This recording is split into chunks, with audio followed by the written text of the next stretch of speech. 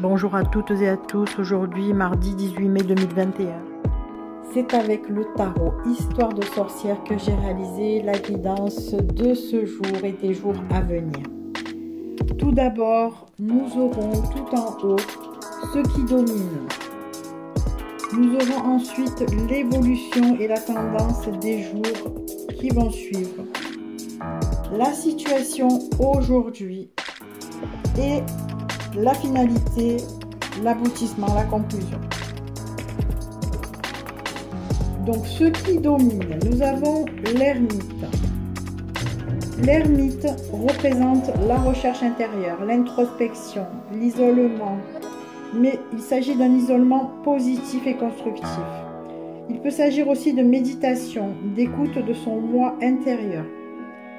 L'ambiance est sereine et tranquille. On aura donc aujourd'hui besoin ou tout simplement envie de prendre du temps pour voir, faire une pause, voir où l'on en est, prendre du temps pour soi et peut-être faire aussi une pause dans nos relations ou bien professionnellement, loin du bruit, loin du stress.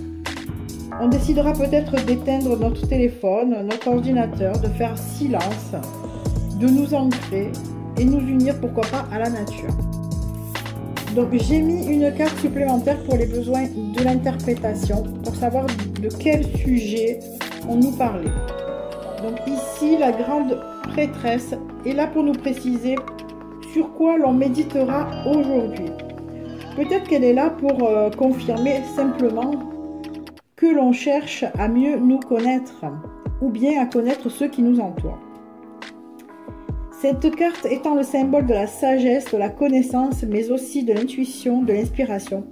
Il est possible que l'on travaille sur ces points-là aujourd'hui et que l'on ait des doutes, des questionnements sur nos impressions, nos ressentis, sur des personnes ou des situations qui nous entourent. Et du coup, peut-être même sur nous-mêmes et sur nos convictions.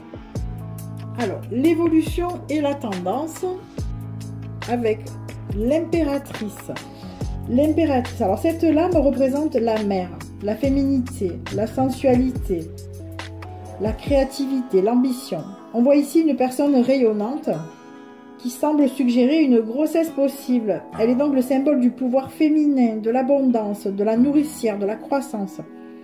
On peut donc considérer que la tendance est plutôt positive et qu'il est possible que l'on se projette et que l'on se nourrisse sur nos idées et nos efforts dans les jours qui vont suivre. De plus, la lame, le magicien, nous indique que nous avons tous les outils nécessaires à notre disposition, toutes les capacités. Cette carte est aussi symbole de magie, donc de réussite.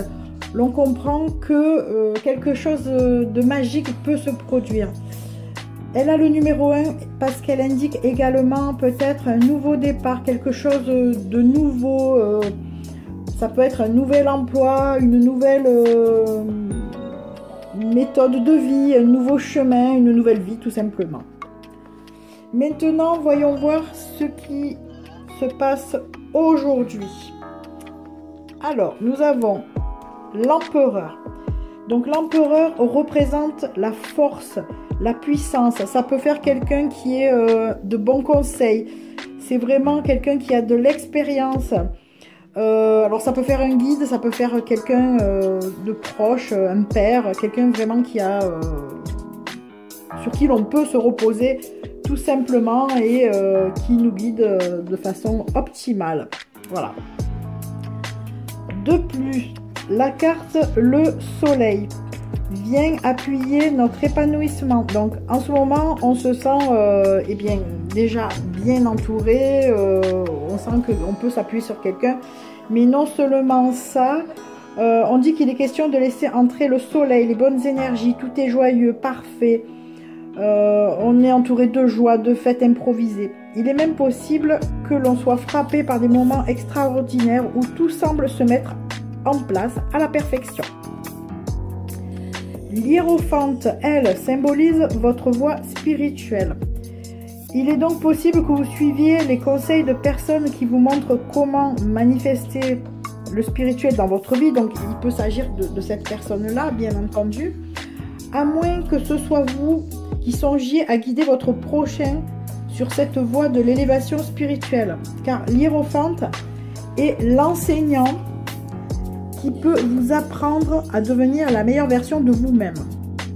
Cette carte peut aussi représenter au sens large une méthode de développement de connexion entre le corps et l'esprit, comme le yoga par exemple, représenté sur la carte.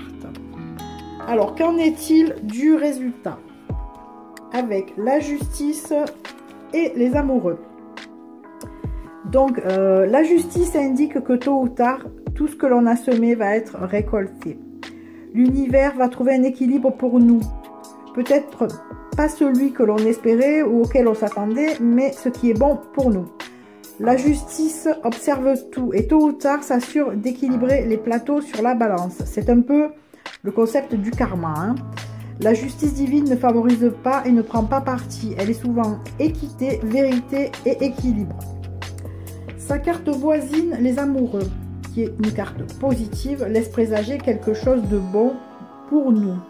Car elle représente l'amour bien sûr, mais la confiance en général. L'assemblage de tous les éléments en un tout harmonieux. Il semblerait que la justice divine vous envoie le signe que vous allez enfin triompher dans une situation injuste. Car la carte Les Amoureux est un peu une invitation à regarder dans votre cœur pour y découvrir à l'intérieur ce sentiment de complétude et de justesse. Cette carte vous éclaire également sur vos doutes, vos dualités, et psychologiquement peut signifier la rupture du cordon ombilical, donc l'épanouissement et la liberté. Voilà, c'était donc un petit tirage d'évolution qui est pas mal du tout, très positif. Moi j'ai bien aimé, vous me direz un petit peu ce que vous en avez pensé. Et j'espère en tout cas qu'il vous aura guidé. Je vous souhaite une excellente journée, puis je vous donne rendez-vous demain pour une nouvelle guidance. Bisous bisous à tous.